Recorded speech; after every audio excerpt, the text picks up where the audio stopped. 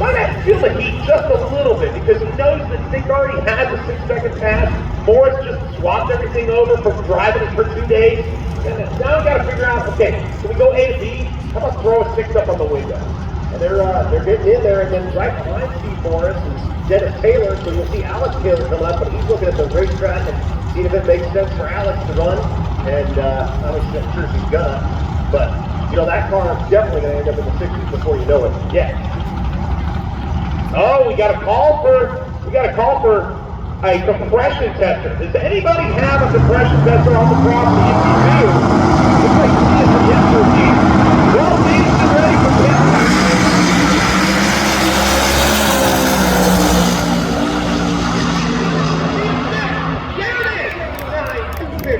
Laying it down like no problem at all. Kevin Smith saying 785, 175 miles on it right now, so that's a lot of what you're seeing now. And a lot of that will be cleaned up as we go through the day, but the beginning runs tomorrow, same deal. You'll just see a knock all the soot out of the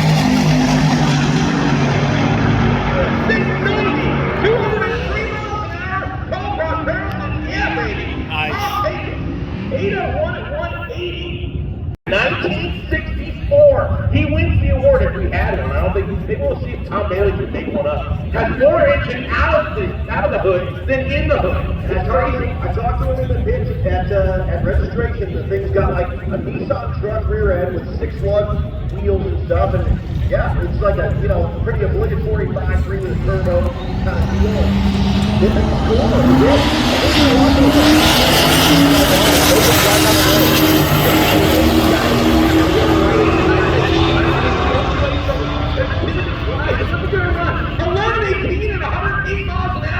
potentially much faster than that. Yeah, I believe that's Glenn Burr's dad. This guy runs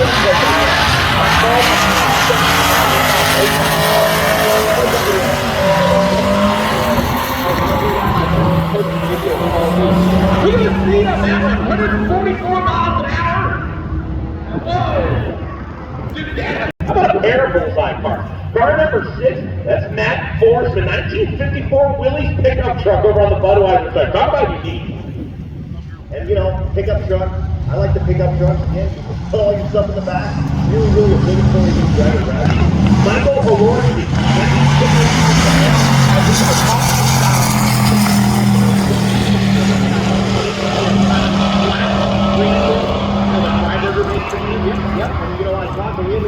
How fast is this thing going?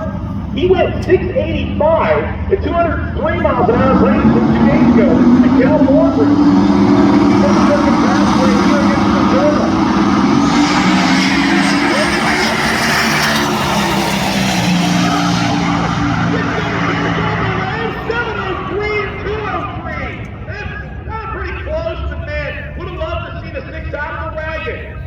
Going, wait a second, that's a pickup truck. Yeah, you catch him sleeping. How about a couple of classic GM cars?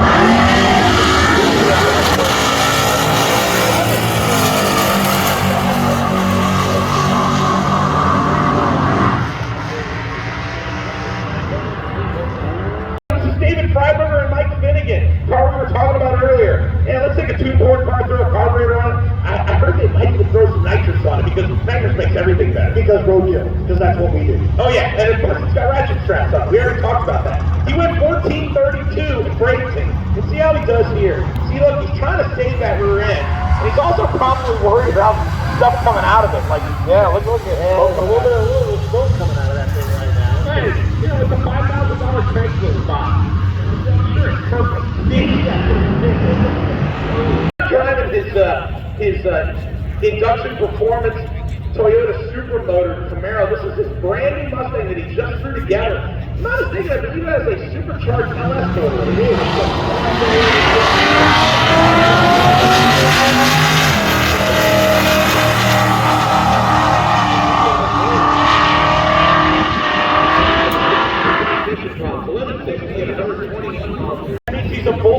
He's looking for second in the league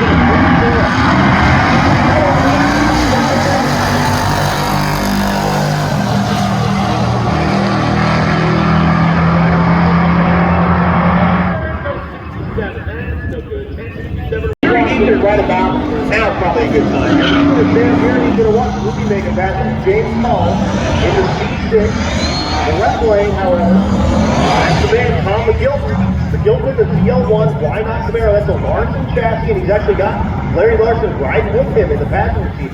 Yeah, you want to talk about a car that checks all the right boxes? I mean, yeah, it's hard to call a ZL1 Camaro a sleeper, but I'll tell you what, man, this thing has all the right body lines, stock hood still on it. They shove a big block Chevy, a twin, big old snail, superchargers underneath the hood, and they did it all in a beautiful package. I mean, yeah, I'm slightly biased. I come from a GM family, but I'll tell you what, you know, when you look at the big old standing out of the hood with no hood over for James Hall in the auction Ruby Corvette versus the Camaro, yeah, it's hard not to love the Camaro, but it's also hard not to love how fast it goes. Yesterday, 722, 199.8 miles an hour. I bet Tom wants a 200 mile an hour lick out of that CL. James Hall, on the other hand, you don't need one, he wants an 8.50 concept. That's exactly what he wants to see. Let's go!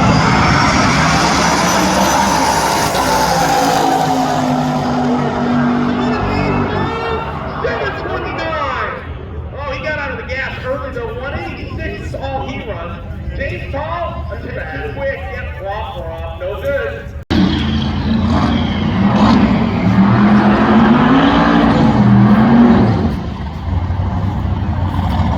Yeah, this is, Warren is letting us know, we have to keep remembering, this is a week-long competition, ladies and gentlemen, so the hero status thing can be very short-lived. You gotta make sure you make smart decisions here. Yep, so it's definitely a marathon. Yeah, so that's a tough thing to digest as drag racers. We want to go fast, real short. Well, no, you got to make this thing last 5 days. Yeah, so Dan Hirsch is playing in the modified category, that's 790. He's about a 10.5 slow what he ran yesterday, so you know, he's going to probably have to step it up just a bit to make sure that he gets after it. Now, Clark Rosenstein, on the other hand, the 2010 Camaro, he went 799. He's a little slow for what he wanted.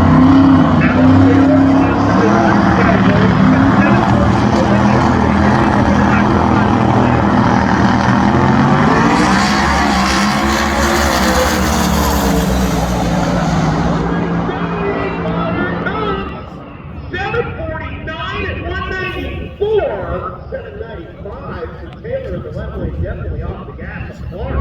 749 dropped a half a second.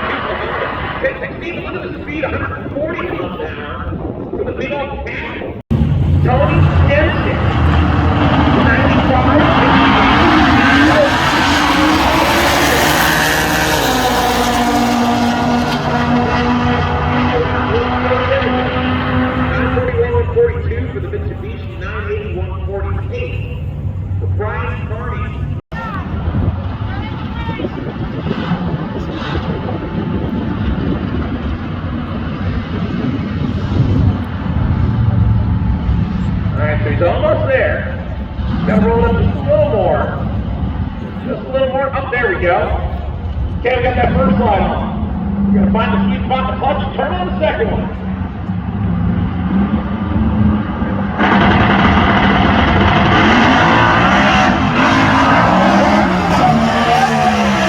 Oh no! Either did not find third or something came apart and he got stopped quick. You'll get that on these big jobs. Doing that, but unfortunately, he was on a good run there, and it just did not end the way he wanted it to. So either he went to third gear, couldn't find it. No, he did not draw off. So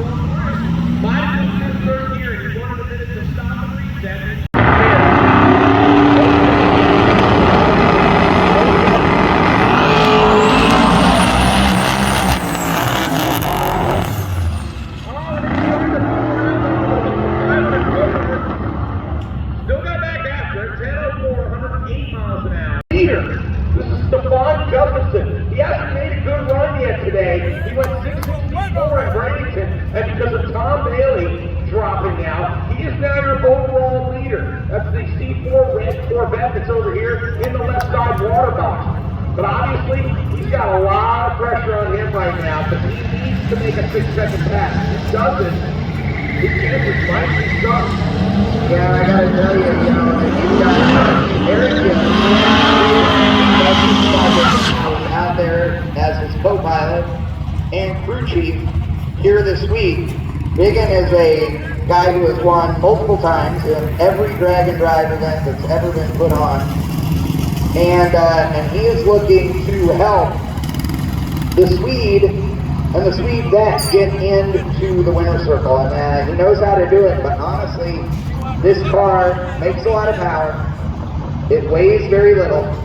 All those things are good, except when there's this much grip out there, it's really hard. So you gotta decide, do you throw a bunch more power at the thing so it gets some wheel speed and goes out there, or do you try and dump down the launch so the thing leaves with a dead hook and at least stays in good shape for its run down the racetrack? Over on the right-hand side, Mark Forsman, the 1954 Willys pickup truck, but all eyes, to be honest, on the left-hand side. We've got a bunch of 680 and 690 radial cars that would easily take over the top spot, overall champion, if for some reason Gustafson can't make a good pass right here. So again, everybody watching the left lane, want to see what that Corvette can do. He needs a six. He needs to do the worst way possible.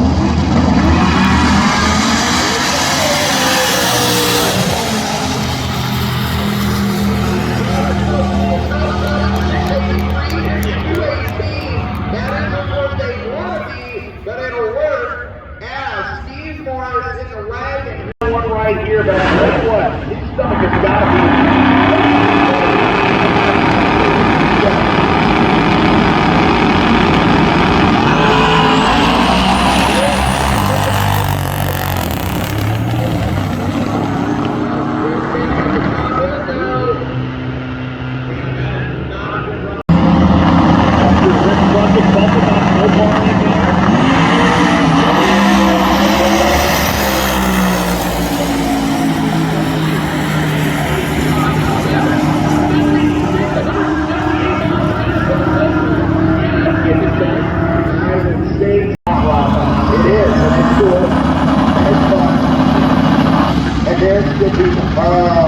The Mustang backing it. No.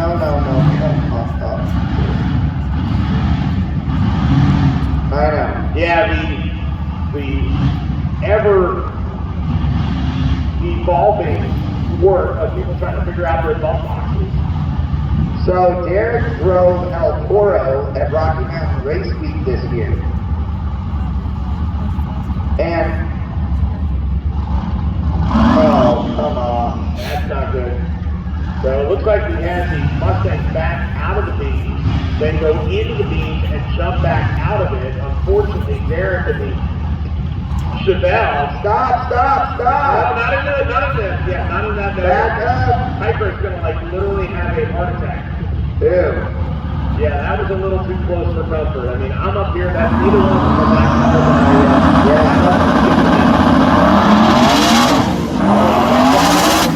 up over on the left-hand side.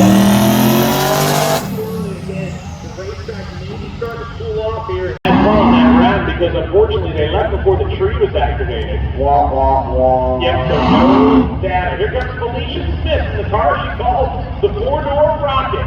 That's the orange wrap. Cadillac CTSV over on the Lucas Oil side. She's been having some issues trying to get this thing hooked up. It's an 8-second capable four-door. I mean, 880. All the doors. That's a crew cab Cadillac is what we call that. And Derek from Vice Grip Garage over there in the Pro Charge. Not leaking Chevelle. Yes, exactly, because it's got the motion rub. It did.